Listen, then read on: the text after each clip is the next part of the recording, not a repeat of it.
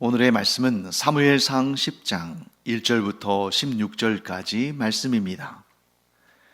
이에 사무엘이 기름병을 가져다가 사울의 머리에 붓고 입맞추며 이르되 여호와께서 내게 기름을 부으사 그의 기업의 지도자로 삼지 아니하셨느냐. 내가 오늘 나를 떠나가다가 베냐민 경계 셀사에 있는 라헬의 묘실 곁에서 두 사람을 만나리니 그들이 내게 이르기를 내가 찾으러 갔던 암나귀들을 찾은지라. 내 아버지가 암나귀들의 염려는 놓았으나 너희로 말미암아 걱정하여 이르되 내 아들을 위하여 어찌하리요 하더라 할 것이요. 내가 거기서 더 나아가서 다벌 상수리 나무에 이르면 거기서 하나님을 배우려고 베델로 올라가는 세 사람을 만나리니 한 사람은 염소 새끼 셋을 이끌었고 한 사람은 떡 세 덩이를 가졌고 한 사람은 포도주 한 가죽 부대를 가진 자라. 그들이 내게 문안하고 떡 두 덩이를 주겠고 너는 그의 손에서 받으리라. 그 후에 내가 하나님의 산에 이르리니 그곳에는 블레셋 사람들의 영문이 있느니라. 내가 그리로 가서 그 성읍으로 들어갈 때에 선지자의 무리가 산당에서부터 비파와 소고와 저와 수금을 앞세우고 예언하며 내려오는 것을 만날 것이요. 내게는 여호와의 영이 크게 임하리니 너도 그들과 함께 예언을 하고 변하여 새 사람이 되리라. 이 징조가 내게 임하거든 너는 기회를 따라 행하라. 하나님이 너와 함께 하시느니라. 너는 나보다 앞서 길갈로 내려가라. 내가 내게로 내려가서 번제와 화목제를 드리리니 내가 내게 가서 내가 행할 것을 가르칠 때까지 7일 동안 기다리라. 그가 사무엘에게서 떠나려고 몸을 돌이킬 때에 하나님이 새 마음을 주셨고 그날 그 징조도 다 응하니라. 그들이 산에 이를 때에 선지자의 무리가 그를 영접하고 하나님의 영이 사울에게 크게 임함으로 그가 그들 중에서 예언을 하니 전에 사울을 알던 모든 사람들이 사울이 선지자들과 함께 예언함을 보고 서로 이르되 기스의 아들에게 무슨 일이 일어났느냐, 사울도 선지자들 중에 있느냐 하고 그곳에 어떤 사람은 말하여 이르되 그들의 아버지가 누구냐 한지라. 그러므로 속담이 되어 이르되 사울도 선지자들 중에 있느냐 하더라. 사울이 예언하기를 마치고 산당으로 가니라. 사울의 숙부가 사울과 그의 사환에게 이르되 너희가 어디로 갔더냐. 사울이 이르되 암나귀들을 찾다가 찾지 못하므로 사무엘에게 갔었나이다 하니 사울의 숙부가 이르되 청하노니 사무엘이 너희에게 이른 말을 내게 말하라 하니라. 사울이 그의 숙부에게 말하되 그가 암나귀들을 찾았다고 우리에게 분명히 말하더이다 하고 사무엘이 말하던 나라의 일은 말하지 아니하니라. 사무엘이 기름병을 가져다가 사울의 머리에 붓고 입을 맞추면서 여호와 하나님께서 너에게 기름을 부으셔서 그의 기업 곧 이스라엘의 지도자, 이스라엘의 왕으로 삼으셨다 하고 이야기를 합니다. 사울은 어땠을까요? 사무엘이야 하나님께서 명령하신 그 명령을 충실되이 행했습니다만 사울의 입장에서는 실감이 나지 않았을 겁니다. 사울은 내가 뭐라고? 아니 나는 이스라엘의 모든 지파들 가운데 가장 작은 베냐민 지파 사람이고 심지어 나의 가문은 이 베냐민 지파 가문들 가운데서도 가장 미약한데 아니 어떻게 나 같은 사람이 하나님의 선택을 받고 이스라엘의 왕이 될 것인가? 그런데 그의 그 겸손함이, 자기를 내세우지 않는 그 겸손함이 이스라엘의 첫 번째 왕으로 선택받는 비결이었죠. 물론 어제도 제가 말씀드렸습니다만 그 사울이 후에 어떻게 변화되는 것을 우리가 알죠. 하지만 지금 이 상황, 지금 이 기름 부음 받는 그 상황에 있어서는 사울도 상당히 괜찮은 사람입니다. 일단 교만하지 않았거든요. 반면에 왜 하나님께서 사울을 왕으로 선택하셨을까? 그 하나님 실수 아닌가? 왜 하나님께서 그 귀한 시간을 이렇게 낭비하셨는가? 왜 하나님께서 사울이 이렇게 변할지를 모르셨는가? 아니요. 그러면 사울을 대신할 사람이 있어야 할 텐데, 아니 사울보다 더 뛰어난 사람이 있어야 할 텐데 우리는 모르잖아요. 사람이 어떻게 될지. 그 당시에 이스라엘 사람들도 몰랐겠죠.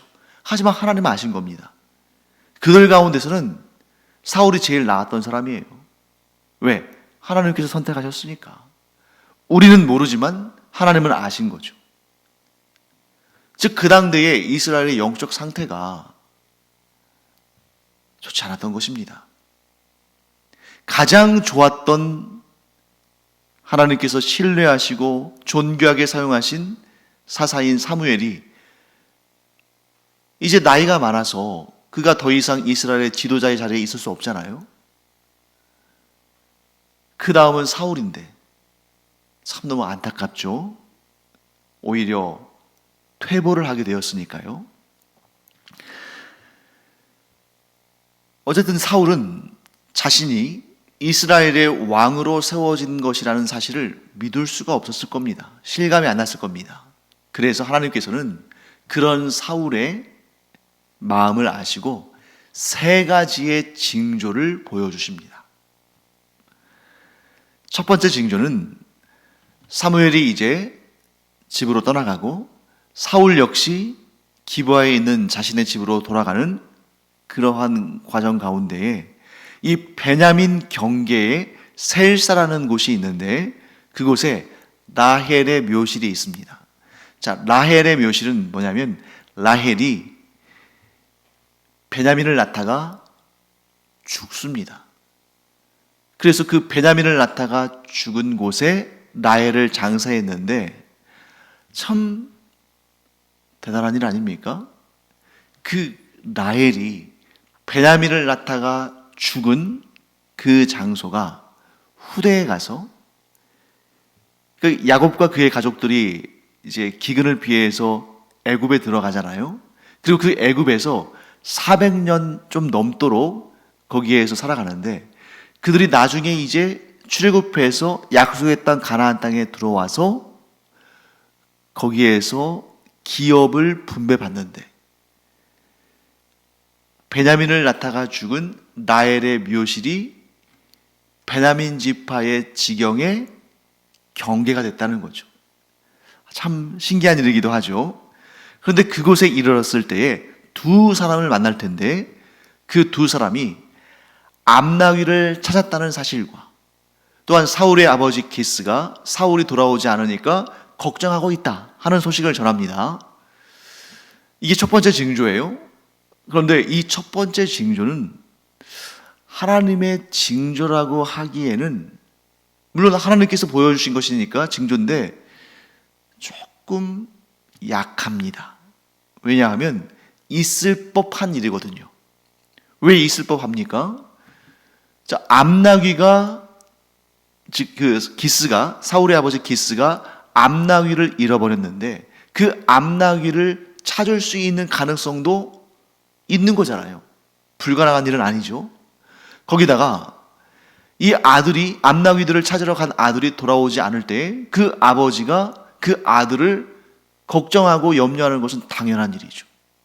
그래서 사람들을 보내서 그 베냐민 땅 지경 그 경계에서 아들이 돌아오는지 안 돌아오는지 좀 살펴보도록 보내는 것 충분히 있을 수 있는 일이죠. 그러니까 이 첫 번째 징조는 하나님께서 보여주신 징조이긴 한데 상당히 그냥 보통 상황에서도 발생할 수 있을 만한 입순직한 그러한 일인 거죠. 그래서 하나님께서 이제 또 두 번째 징조를 보여주십니다. 이것은 조금 더 일반적으로 나타나기 어려운 일이기 때문에 하나님의 징조라고 믿을 만한 그런 조금 더 어려운 징조예요. 다볼이라는 지역에 상수리 나무가 있는 곳에 이르렀을 때에 거기에서 하나님을 뵈려고, 즉 하나님께 경배드리고 제사를 드리려고 베델로 올라가는 세 사람을 만나게 될 텐데, 그 중에 한 사람은 염소 새끼 3마리를 이끌고 간다. 그 염소 새끼를 이제 하나님께 드리려고, 제사를 드리려고 가는 거겠죠. 또 한 사람은 떡 3덩이를 가지고 간다. 그리고 나머지 한 사람은 한 가죽 부대의 포도주를 가지고 간다. 그런데 그 중에 떡을 가진 사람이 떡 2덩이를, 그 3덩이 중에서 2덩이를 사울에게 준다. 자, 여러분, 이 징조는 조금 어렵죠. 일반적으로 발생하기는. 물론 베델로 하나님을 만나 뵈려고, 베델로 하나님께 제사를 드리려고 가는 사람들은 흔하게 있었을 겁니다. 그런데 그들이 자신들이 하나님께 바치기 위해서, 혹은 자신들이 그 여정 가운데 먹기 위해서 가지고 가는 그런 음식물들 가운데 떡 2덩이를 사울에게 줄 가능성은 굉장히 확률적으로 어려운 일이죠. 왜냐하면 염소를 줄 수도 있고 떡을 줄 수도 있고 포도주를 줄 수도 있습니다. 확률은 3분의 1, 3분의 1, 3분의 1이죠. 거기에다가 또 떡을 1덩이만 줄 수도 있고 2덩이를 줄 수도 있고 3덩이를 줄 수도 있죠. 그런데 떡을 2덩이만 줬습니다. 이런 것들을 확률적으로 계산하면 굉장히 어려운 확률이에요. 그런데 그런 일이 실제로 일어났다면 그것이 하나님이 보여주신 징조일 가능성이 매우 커지는 거죠. 그런데 여기까지만 하더라도 안 믿을 수가 있어요. 왜냐하면 그런 일들이 일어날 수도 있으니까. 하나님께서 직접적으로 지시하지 않으셔도, 하나님께서 직접적으로 이루지 않으셔도 그런 일들은 있을 수도 있는 일입니다. 그러니까 아마 이 2가지 징조만 있었다면 사울은 자신이 이스라엘의 왕으로 기름 부음을 받고 이스라엘의 왕이 되었다는 사실을 믿지 않을 수도 있어요. 또한 하나님께서 자신을 이스라엘의 왕으로 세우셨다는 사실을 믿지 못할 수도 있는 겁니다. 그래서 하나님께서 3번째 징조를 예비하셨는데, 3번째 징조는 하나님이 아니시라면 도무지 이룰 수 없는 일, 곧 이 일이 일어나면 이것은 반드시 하나님께서 뜻하신 일이라는 사실을 믿을 수밖에 없는 그런 징조가 주어집니다. 그 3번째 징조가 뭐냐면 블레셋 영문이 있는 곳. 자, 블레셋 영문이라는 것은, 이 영문은 수비대, 요새 이런 건데요. 자, 이 지역에 블레셋 영문이 있다는 것은 블레셋 사람들이 자주 침입한다는 것을 의미하기도 하는 거죠. 거기에 하나님의 산이 있다. 자, 보통 우리가 하나님의 산 하면 시내 광야에 있는 시내산, 다른 말로는 또 우리 호렙산이라고도 하죠. 그쪽을 생각합니다만 여기서는 거기가 아닙니다. 왜냐하면 시내산은 이스라엘 땅이 아니에요. 그런데 지금 사울은 이스라엘 땅, 지금 어디로 가는 길입니까? 자신의 집이 있는 베냐민 땅, 그 중에서도 자신의 집이 있는 기브아로 가는데, 여기에서 하나님의 산이라고 명칭되어 있는 이곳은 어디냐면 기브아에 있는 산당을 의미하는 것입니다. 하나님의 산, 왜 하나님의 산이겠어요? 하나님을 섬기는 산당이 있는 산. 그리고 기브아의 산당은 꽤 규모가 컸기 때문에, 어쩌면 이스라엘에서 가장 큰 규모의 산당이 있었기 때문에 나중에 솔로몬도 거기에서 하나님께 1,000번제를 드리죠. 그러니까 아주 유명한 산당이 있는 곳이기 때문에 하나님의 산이라고 불렸던 것 같습니다. 그런데 그 하나님의 산에 이르게 됐을 때에 거기에서 그 산 꼭대기에 있는 산당에서부터 여러 가지 악기, 여기 나오죠. 비파, 소고, 저수금, 이런 악기들을 연주하면서, 또한 예언을 하면서 내려오는 선지자들의 무리와 만나게 될 것이다.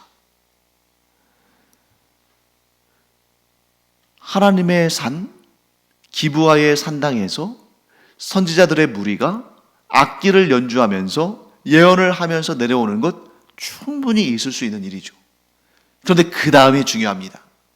그들을 만날 때 하나님의 영이 사울에게 임하여서, 하나님의 영이 크게 사울에게 임하여서 사울도 예언을 하게 될 것이다 하고 사무엘 선지자가 그 징조에 대해서 예언을 합니다. 미리 말해주는 거죠.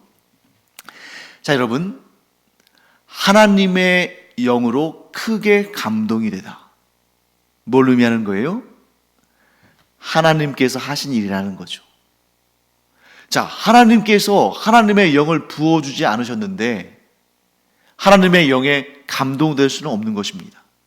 또한 사울이 지금 하나님의 영으로 크게 감동이 되어서 예언을 했잖아요. 예언은 오직 하나님께서만 주시는 것입니다.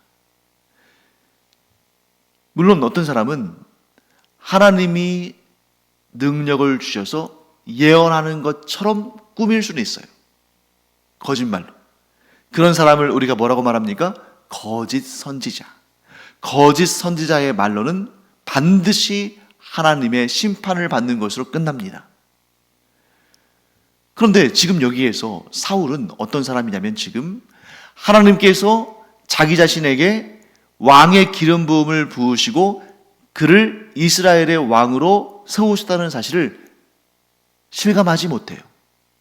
믿지를 못합니다. 그런 상태에서 이 예언에 자기가 하나님의 영에 감동돼서 예언할 것이라는 그 사실조차도 지금 잘 믿지 않는데 하나님의 영에 감동돼서 예언하는 것처럼 그렇게 거짓 행위를 하지 않겠죠. 할 이유가 없겠죠. 그렇기 때문에 사울이 그 선지자들의 무리를 만나서 자신이 하나님의 영으로 충만한 것을 느끼고 또한 그로 말미암아 예언을 하게 된다면 이것은 100% 하나님의 뜻이구나 하는 것을 알게 된다는 거죠. 하나님의 영으로 충만한 그런 경험을 하면서 새 사람이 된 것을 본인도 느끼게 되는 것입니다. 그래서 이 일로 말미암아 사울이 실제로 하나님의 영으로 충만해서 예언을 하잖아요. 그래서 이 일이 출처가 돼서 어떤 속담이 생기냐면 사울도 선지자들 가운데 있느냐, 다른 말로 하면 사울도 선지자들 가운데 한 명이냐, 즉 사울도 선지자냐, 이런 속담이 생겼다는 거예요. 이런 속담은 주로 언제 사용하냐면 전혀 예상하지 못한, 상상도 하지 못한 놀라운 일이 발생했을 때 이런 거죠. 아니, 어떻게 이런 일이 일어날 수 있을까? 어떻게 이런 일이 발생했을까? 할 때 이런 속담을 쓴다는 거예요. 사울도 선지자들 가운데 있는가? 사울도 선지자들 가운데 한 사람인가? 전혀 예상하지 못한, 전혀 기대하지 못한, 전혀 상상도 하지 못한 그런 일이 일어났을 때 이런 속담을 쓴다는 거예요. 그러니 사울 자신이 누구보다도 자신은 그럴 이스라엘의 왕이 될 만한 사람이 아닙니다 했던 그런 사람이기 때문에 이러한 놀라운 경험이 충격적이었을 거예요. 아니, 정말 내가 하나님의 영으로 충만해졌네? 내가, 예언이라는 것은 자기 말을 하는 것이 아니잖아요. 하나님의 말씀을 전하는 거잖아요. 그러니까 아니, 내가 어떻게 하나님의 말씀을 전하는 이런 예언을 할까? 자기의 능력과 자기의 의지와 자기의 판단으로 한 거라면 하나님의 예언이 아닐 텐데 자기 스스로 한 게 아닙니다. 그럴 의도도 없습니다. 계획적이지 않아요. 그런데 하나님의 영으로 충만해서 예언을 했다는 것은 이 일이 전적으로 하나님께로부터 비롯된 것이고, 그러므로 내가 왕의 기름 부음을 받고 이스라엘의 왕이 된 것은 하나님께서 뜻하신 일이구나, 하나님께서 계획하신 일이구나, 하나님께서 이루신 일이구나 하는 것을 깨닫게 되었다는 겁니다. 자, 그러면 여러분, 이런 주제를 한번 살펴볼까요? 왜 하나님께서 사울에게 3번이나 되는, 그것도 점점점 강해지는, 그래서 하나님께서 행하신 일이라는 사실을 부인할 수 없는 그러한 징조를 보여주셨을까? 이유는 너무나 단순합니다. 사울이 의심하기 때문에, 사울이 믿지 않기 때문에 징조를 주신 거죠. 특히나 사울은 자기 자신의 그 가문의 배경, 그러니까 이스라엘의 모든 지파들 가운데 가장 작은 지파 베냐민 지파, 또 그 가장 작은 베냐민 지파 가운데서도 가장 미약한 가문, 그런 출신이기 때문에 그런 배경으로 인해서 자신이 이스라엘의 왕으로 선택받았다는 사실을 믿지를 못하는 거죠. 일단은 사울의 장점, 하나님께서 사울을 이스라엘의 왕으로 선택하신 가장 큰 이유는 그의 겸손함 때문이었는데, 그런데 이 겸손함이 너무 지나치면 어떻게 되냐면 자존감의 상실로 이어집니다.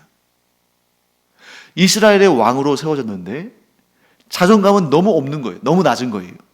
그래서 여러분, 나중에 사울이 다윗을 그렇게 미워하고 심지어 죽이려고까지 그렇게 미워하지 않았습니까? 그런데 우리가 잘 알잖아요. 다윗에게 문제가 있어서 사울이 다윗을 미워하고 죽이려고 한 것이 아닙니다. 문제는 사울 안에 있었던 거죠. 너무나 낮은 자존감. 그 모습이 여기 드러나는 것입니다. 자기의 낮은 자존감으로 인해서 하나님께서 자신을 이스라엘의 왕으로 세우셨다는 것을 믿지를 못하는 거예요. 그러면 왜 하나님은 그렇게 자존감이 낮고 징조를 3번이나 연달아 보여주셔야만 할 그러한 믿음이 약한, 잘 믿지 않는 그런 사울을 이스라엘의 왕으로 세우셨을까? 하나님이 실수하신 거 아닌가? 우리 어제도 살펴봤습니다만 그렇지 않다. 그 이스라엘 사람들 중에서 최고를 뽑은 것이 사울이다. 그러니까 우리가 이 이스라엘 사람들의 영적인 상태가 어떠했는지를 충분히 짐작할 수 있는 것이죠. 여기서 우리가 이런 결론을 내리게 됩니다. 최고의 믿음, 복 있는 믿음, 하나님께서 기뻐하시는 믿음은 어떤 믿음이냐면 징조를 보지 않고도 믿는 믿음. 하나님을 믿기에, 하나님을 신뢰하기에 하나님께서 그 어떠한 징조를 보여주지 않으신다 할지라도, 하나님께서 징조를 보여주시지 않으신다 할지라도 하나님을 믿기에 하나님의 뜻을 따르는 자, 의심하지 않는 자, 그가 복된 자다. 그래서 예수님께서 부활하신 다음에 예수님의 부활을 믿지 못하던 도마를 찾아가셔서 그 손의 못자국과 옆구리의 창자국을 보여주시면서 너의 손가락을 이 못자국에 넣어보고 너의 손을 내밀어 이 창자국에 넣어서 믿어라. 믿지 않는 자가 되지 말고 믿는 자가 되라. 예수님께서 그 말씀을 하시면서 이렇게 덧붙이셨죠. 보지 않고도 믿는 자가 복되다. 사랑하는 성도 여러분, 이 말씀은 사울에게도 도마에게도 그리고 우리에게도 동일하게 적용되는 하나님의 말씀입니다. 우리가 하나님을 믿기에 하나님께서 우리에게 징조를 보여주지 않으신다 할지라도, 우리의 귀에 들리는 증언이 없고 우리의 눈에 보이는 증거가 없다 할지라도 우리가 하나님을 신뢰하기에 하나님께서 나에게 가장 좋은 길을 인도하시고 가장 좋은 것을 주시며 모든 것이 합력하여 선을 이루게 하신다는 그 사실을 믿는 자가 복되다. 사랑하는 성도 여러분, 우리가 이와 같이 귀에 들리는 증언이 없고 눈에 보이는 증거가 없다 할지라도 하나님께서 어떠한 징조도 보여주지 않으신다 할지라도 하나님을 신뢰하기에 하나님의 그 구원의 손길을, 가장 좋게 하시는 하나님의 그 은혜의 손길을 믿어 의심치 않는 우리 모두가 되기를 간절히 축원합니다. 이렇게 보지 않고도 믿는 자가 복된 자인데, 이렇게 보지 않고도 믿는 자에게는 몇 가지 특징이 있습니다. 첫째, 고난 가운데서도 인내할 수 있다. 여러분, 하나님을 믿지 못하는 자는 고난 가운데 낙심합니다. 절망합니다. 쓰러져서 일어서지 못합니다. 왜? 하나님을 신뢰하지 않으니까 한번 무너지면 끝인 줄 아는 거예요. 하지만 하나님을 신뢰하는 자, 징조를 보지 않아도 믿는 자는 고난 가운데서도 인내할 수 있습니다. 왜? 그 고난이 고난으로 끝나지 않는다는 것을 알기 때문에. 하나님께서 모든 것을 합력하여 선을 이루게 하실 때 그 안에는 내가 보기에 좋은 것들만 있는 것이 아니라 내가 보기에 악한 것, 고통스러운 것, 실패, 저주, 낙심, 이런 모든 것들조차도 하나님께서 합력하여 선을 이루시며 가장 좋게 하실 것을 믿기 때문에 고난 가운데서도 인내할 수 있다. 그리고 두 번째, 그런 믿음의 사람의 인내는 그냥 어쩔 수 없이 참아내는 것이 아니라 소망으로 말미암아 견딜 수 있는 힘이 되는 것입니다. 어떤 사람들은 소망이 없어요. 그런데 참아내는 것밖에는 방법이 없다. 내가 죽을 수는 없으니 이 고난 가운데 뭘 할 수 있겠는가? 그저 참을 수밖에. 이렇게 참는 사람도 있습니다. 하지만 믿음의 사람은, 하나님의 사람은 그냥 죽을 수 없어서 살아가는, 어쩔 수 없이 참아내는 그런 인생이 아니라 하나님께서 나의 소망이 되시기 때문에 내가 참을 수 있다. 즉 믿는 자의 인내는 소망이 담긴 인내다. 소망이 이끌어가는 인내다. 소망으로 말미암는 인내다 하는 것입니다. 사랑하는 성도 여러분, 우리는 고난과 역경 가운데서도 인내할 수 있습니다. 왜? 우리에게 하나님의 소망이 있기 때문에.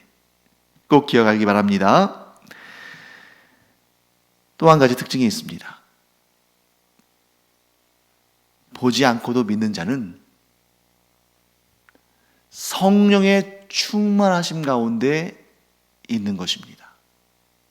여러분, 성령의 충만하심이 없으면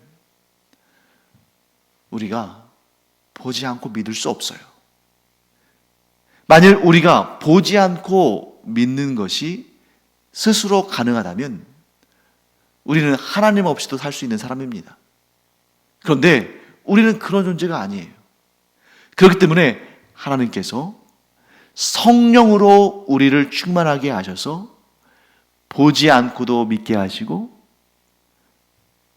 고난 가운데서도 인내하게 하시고 그 인내하는 가운데 소망을 품게 하신다. 이것이 우리의 능력으로, 내 안에 있는 능력과 기질로 가능한 일이 아니라 성령께서 우리를 도우시기 때문에 가능한 일이다. 그러므로 보지 않고도 믿는 자가 복된데, 그렇게 보지 않고도 믿는 자는 어떤 사람이다? 성령으로 충만한 사람이다. 그렇기 때문에 우리가 늘 이런 기도하기 바랍니다. 하나님, 제가 성령으로 충만한 사람 되게 하여 주시옵소서. 사울이 하나님의 영으로 충만할 때 그가 새 사람이 되고 새 힘을 낼 수 있었던 것처럼 제가 성령으로 충만한 자가 되어서 이 세상에서 내 스스로의 힘으로는 이 세상의 그 어떤 도움으로도 감히 이룰 수 없는 하나님의 위대한 일을, 하나님의 그 꿈을, 하나님의 그 아름답고 복된 비전을 이루어가는 사람이 되게 하여 주시옵소서. 나의 힘으로는 안 됩니다. 난 사람이에요. 사람은 자기의 힘과 능력으로 이런 소망과 비전을 가질 수 없습니다. 그러나 우리는 사람이지만 성령으로 충만하면 모든 불가능을 가능케 하시는 하나님의 놀라운 능력을 체험할 수 있다. 또한 우리가 성령으로 충만하면 하나님의 존귀한 종으로 하나님의 일을 이루며 이 땅에서 영광스러운 삶을 살 수 있다. 이런 믿음으로 성령 충만을 구하고 성령 충만하심으로 위대한 하나님의 역사에 쓰임받는 우리가 되기를 간절히 축원합니다. 기도하겠습니다. 하나님 감사합니다. 저희가 성령 충만한 사람이 되어서 육신의 힘으로 감당할 수 없는 놀라운 하나님의 일을 이루며 살아가는 하나님의 충성된 종들 되게 하여 주시옵소서. 감사드리며 예수님의 이름으로 축복하며 기도합니다. 아멘. 기도하는 시간입니다. 이 기도하는 시간에 우리가 성령의 충만한 임재를, 성령 충만하심을 간절히 사모하며 기도하기 바랍니다.